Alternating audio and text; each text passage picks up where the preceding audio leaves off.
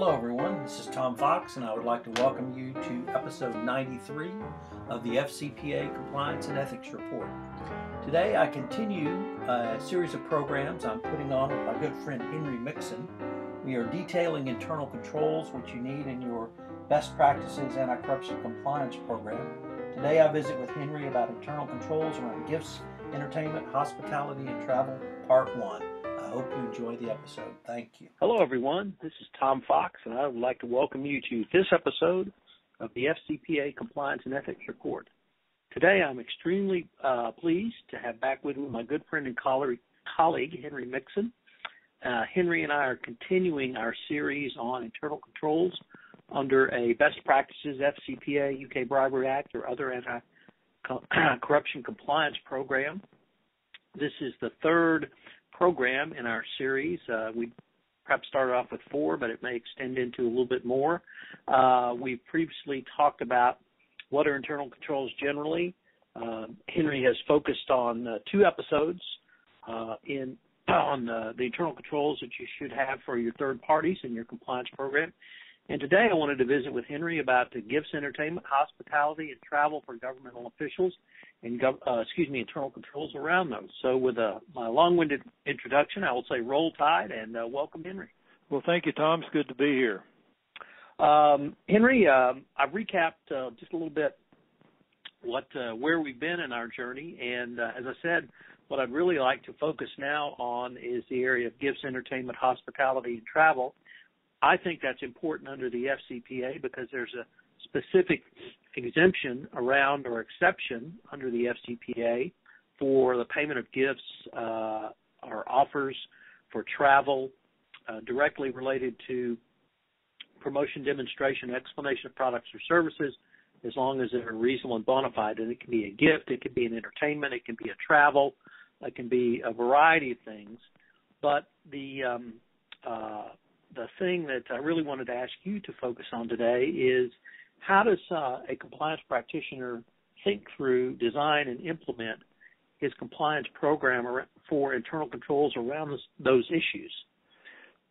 Certainly. Well, first of all, let me just mention, just for expediency, when I use the term gift in this program, I'm referring to all forms of things that are given to third parties, whether it be merchandise, cash, meals, donations, entertainment, travel, anything that goes to a third party. So we'll just get that little definition out of the way. But I think in terms of how a compliance officer proceeds, it's certainly reasonable to expect that the internal controls over gifts would be designed to ensure that the gifts satisfy those 2 criteria you just met, which are the affirmative defenses.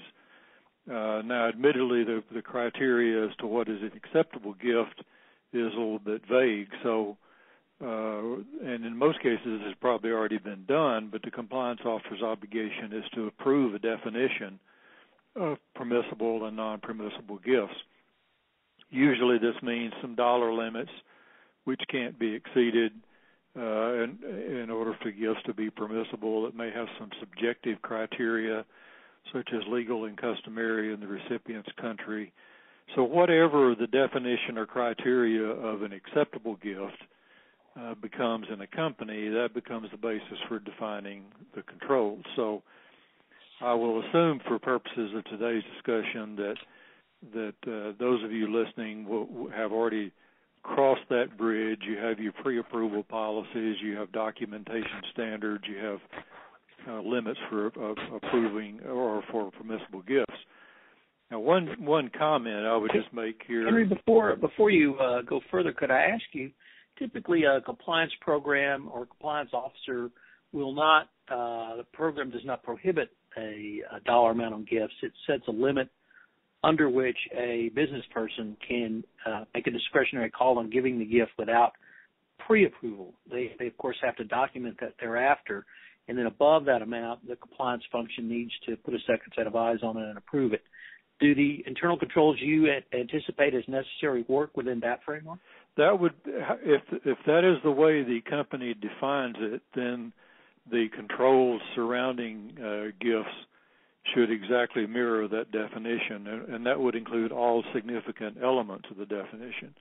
As I'll talk later, if one element of the definition is a pre-approval criteria, then all the documentation surrounding either payment for or reimbursement for that type of gift should acknowledge that there should be a pre-approval and there should be a control if there is not a pre-approval or if there is a missing receipt.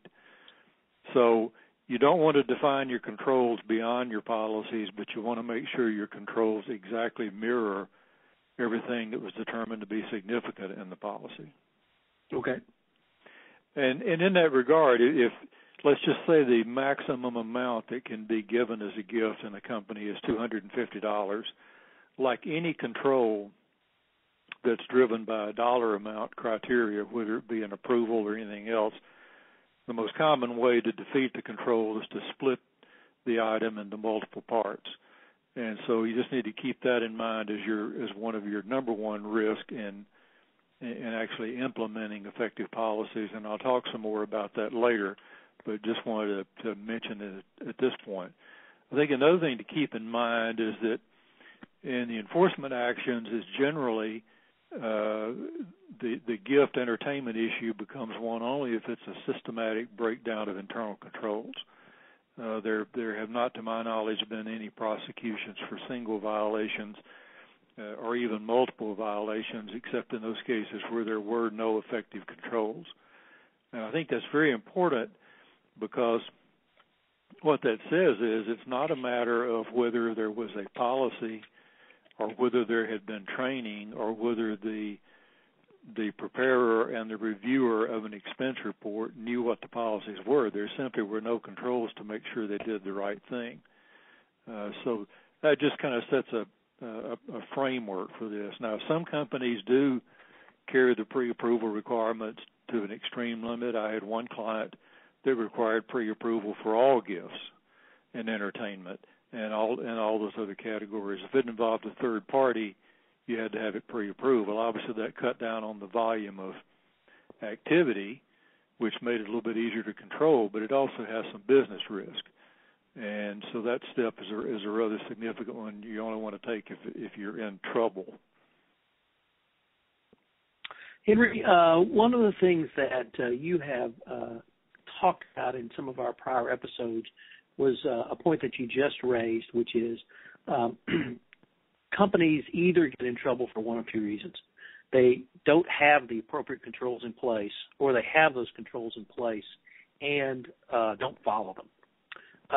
Nobody's at this point, I think, gotten into FCPA trouble for not setting your control with enough specificity or enough detail. So I really want people to understand that if I could use the legal term negligence, nobody's gotten in trouble doing something negligently. They've gotten in trouble because they either didn't have the appropriate controls in place or they had them and just wholesale didn't follow them.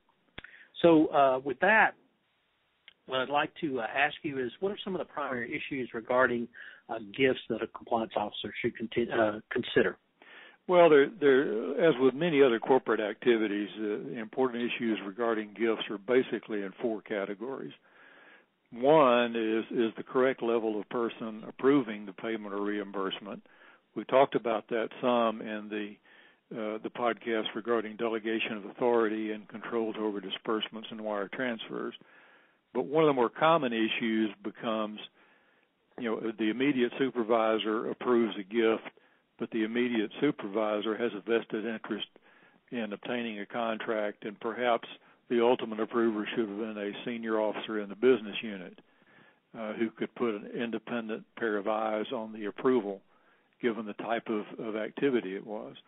The second main category is, are there specific controls and sign-offs that the gift had proper business purpose? So if a receipt comes in that says special services, someone should flag that and make sure that it's intercepted and that the proper business purpose and actual services performed are clearly defined in a meaningful way. The third category is whether controls are sufficiently preventive rather than relying on detect controls. when the DOJ says controls are ineffective, they're saying they're ineffective to prevent the payment. They didn't say anything about ineffective to detect it after it was done. So that's a very important distinction that I mentioned many times, because it's one that clearly needs to be in the forefront of any internal control activity. And then the fourth one is the common rule: if the controls are not followed, is that failure detected? For example, if your company requires a pre-approval and someone submits a receipt and didn't get the pre-approval and didn't submit the pre-approval, would that be detected in the course of the review, and would it be properly dealt with? So those are generic, but they apply across the board for any type of activity, really, if you're dealing with FCPA risk. Now, the other point the compliance officer should consider is the first reaction I hear when I meet with the compliance officer about gifts is, well, we do expense reports, and those are reviewed and approved by a supervisor, and periodically internal audit looks at them, and so we don't have a problem with our controls over gifts. Several of those items need maybe some additional clarification. First of all, the internal audit review is a detect control. Secondly, in most companies, the review of expense reports is still considered to be one of the most mundane and distasteful activities that a supervisor has to perform, and is often not done with sufficient clarity and focus to really detect the violations. And then the third point is that there are other ways that people can either get paid for gifts, reimbursed for gifts, or have gifts distributed, and we'll talk more about those later on in part 2. Henry, the thing that I think most compliance practitioners would say, and it's almost going to echo what you just said, is those are recorded on our expense reports. What more do we need? How do you answer kind of that basic question? Well, it's a fair question, because without looking at the FCPA risk, the old standard expense report form and the process could very well be considered appropriate. But I think the first thing that my response would be, well, Eli Lilly had expense reports, and they had expense report policies, but yet they had major breakdowns in foreign locations and were the subject of significant enforcement action. So the fact that you have them doesn't automatically mean that you have controls, and the fact that you have controls at corporate or at a U.S. business unit doesn't automatically mean you have those same controls worldwide. And then the second area is that I think it behooves a compliance officer to kind of rethink expense reports, consider an FCPA risk, and I put that in 3 categories. One is the format of the expense report, which basically is, does it really define and provide a space for all the information that is important to highlight? The second is the controls over the submitting employee and the preparation of the report. Then the third is the controls to ensure the approvers do the review process properly. That one is probably one of the most important. The first one is probably the easiest control to implement. The third one probably the most difficult. We have both worked in the corporate world. We have both been employees in large corporations and are both familiar with filling out expense reports for reimbursement of a variety of expenses, gifts, travel, entertainment, etc. And I use that example when I train or even speak with corporate executives. And here's what I tell them, and I want to ask you this question in the context of your point number 1, the expense report format, because I think that most expense reports currently, if properly filled out, provide almost all of the information you would need for an FCPA compliance program, with the exception of identifying the title of the individual that you have engaged in the expense with, whether it's take them to dinner, whether it's buy them a gift, whether it's travel for them, and that would allow the compliance officer to make a more informed determination if it's a foreign governmental official. But certainly with the corporations I've been involved in, they requested or required information on a date, place, amount, business purpose. Are there things I'm missing there, Henry, or do you think it's really just a matter of discipline and filling them out and reviewing them? Well, I think a couple of things based on my experience with expense reports.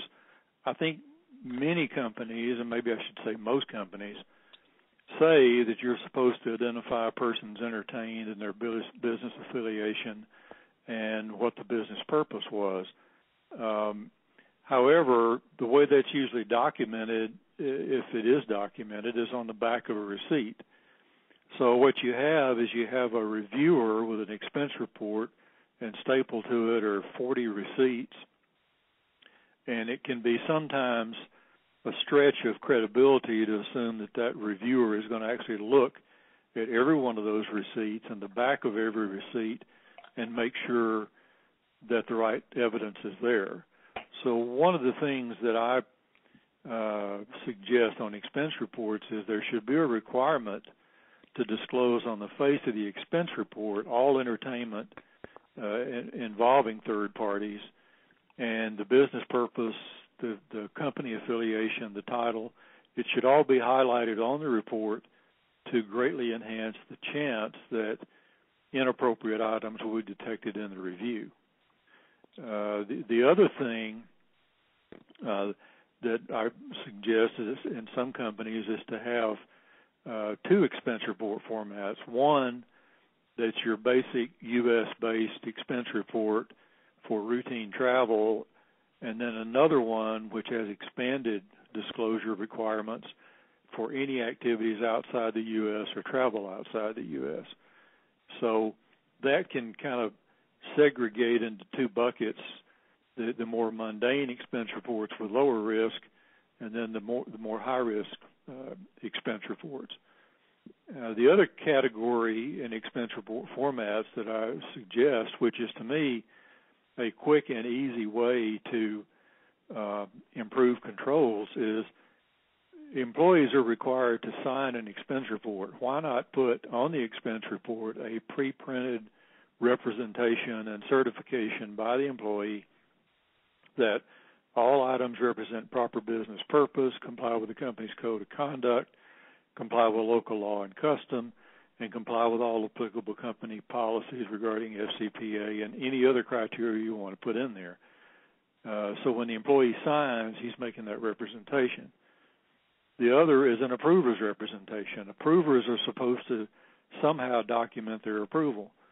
So on the face of the expense report itself, there can be an approver's representation signature block, which has similar representations that all supporting documentation has been examined and complies with company policies, and that the reviewer's activities in reviewing this report comply with company policies.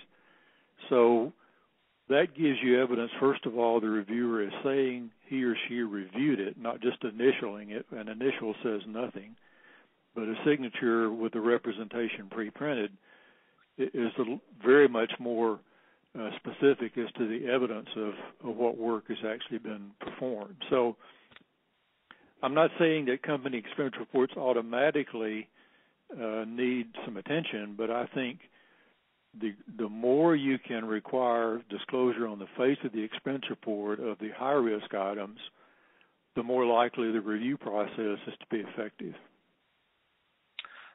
You have a really great phrase that I've heard you bandy about around some of those thoughts, and that's the stop and think type of control. Why do you think the stop and think type of control is effective? Well, I refer to it as stop and think because obviously anybody can just sign something without reading it. But I think if a right-thinking person sees this little bunch of words above a signature that he or she is about to put on an expense report, they at least will stop and think, should I sign this or can I sign this? Have I disclosed everything? And the same thing with the reviewer. If the reviewer has to stop and think, did I really do a good review of this expense report or did I not? It doesn't prevent the signature from going in appropriately, but it does at least cause a little bit of a pause to reflect, hopefully. In any event, it doesn't cost much to do it. It doesn't cost anything to enforce it. So I think it has some value. Earlier you mentioned about expense reports inside the for expenses inside the United States and those for outside the United States, and you tied that to perhaps a higher FCPA risk outside the United States. Based on those comments, would you advocate having two basic forms of expense reports, or in any other way having a differentiation between domestic and international? I think there can be certainly merit in that. Obviously, the first thing that comes to mind is, well, what's to prevent somebody from using the wrong form? And that basically means to prevent somebody from putting international expenses on the domestic form. So there would have to be some kind of a control process to prevent that. One could be as simple as at the top of the form, the employee has to check a box or make some kind of an affirmative action that says, this report does not include any items that would require the use of the expense report B or whatever you call it. Again, another stop and think control that doesn't prevent a violation, but it helps get everything in the right bucket. So I think there's value in it, and some of the things that I see have value is when a busy reviewer is looking at it, if it jumps off the page that there's a section on entertainment and it has a column that says government official, yes, no, and some of those are blank, or if it has entertainment expense amount and it doesn't show who was entertained and what the business purpose was, it gives a lot more of a red flag than if it's buried back with the receipts. And I think the other thing would be the international expense report probably, depending on company criteria, of course, could require the approval of a senior officer in the business unit in addition to the immediate supervisor because of the risk. That gets back to the delegation of authority issue that we talked about. That needs to be defined. When does someone other than the immediate supervisor need to review and approve an expense report? And so, and the other section would be the pre-approval. There should be a big red flag where the employee checks the box and says none of these items required pre-approval, or if that box is not checked and it's empty, it would be an easy-to-spot item for the reviewer to say, wait a minute, why was this not checked? Was there something in here that should have been pre-approved and wasn't? And, of course, you then need controls with that deal with, well, what happens if there's a missing receipt? What happens if someone didn't get pre-approval? How far is that elevated up the delegation of authority chain for a sign-off? Because it could be unintentional or it could be, by design. Somebody's trying to defeat the control by just conveniently losing the documentation. Right. Henry, that's I would say a comprehensive wrap-up of internal controls over gifts. Unfortunately, we're at the end of our time, so I was wondering if I might be able to ask you to come back and maybe do a part 2 on gifts, entertainment, travel, and hospitality, if that would be acceptable to you. Absolutely. Henry, as always, if anyone wanted to get in touch with you, could you give them an email contact? Right. You can reach me at hmixon@mixon-consulting.com. Everyone, I hope you've enjoyed this episode of the FCPA Compliance and Ethics Report. I hope you will turn in for part 2 of my visit with internal controls expert Henry Mixon on internal controls around gifts, entertainment, hospitality, and travel for the FCPA compliance practitioner. Thank you very much.